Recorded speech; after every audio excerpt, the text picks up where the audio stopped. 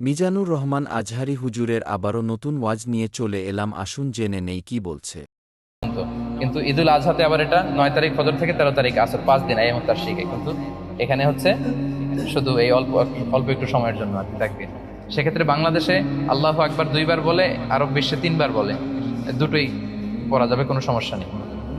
ঈদের দিনে গোসল করা সুন্নাহ, সুন্দর কাপড় পরা সুন্নাহ, পারফিউম ইউজ করা সুন্নাহ। ঈদুল ফিতরে মিষ্টি জাতীয় কিছু খেয়ে যাওয়া সুন্নাহ। এক রাস্তা দিয়ে যাওয়া আরেক রাস্তা দিয়ে ফিরে আসা যদি সম্ভব হয়, এটা সুন্নাহ।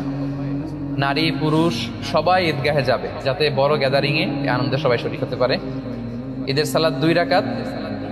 ঈদের সালাত আদায় করা সুন্নাতে মুআক্কাদা, অনেকে বলেছেন, কেউ বলেছেন ওয়াজিব। তবে পার্থক্য হচ্ছে অতিরিক্ত 12টা তাকবীর দিতে হয়। প্রথম রাকাতে 7টা, দ্বিতীয় রাকাতে 5টা, কিন্তু হানাফি স্কুল অফ থটে 3টা করে 6টা। আর জুমার দিনে যদি ঈদ হয়, জুমার নামাজের ক্ষেত্রে রুখসাত দেয়া হয়েছে, পড়াটা ভালো না, কেউ না পড়লেও তেমন কোনো সমস্যা হবে না।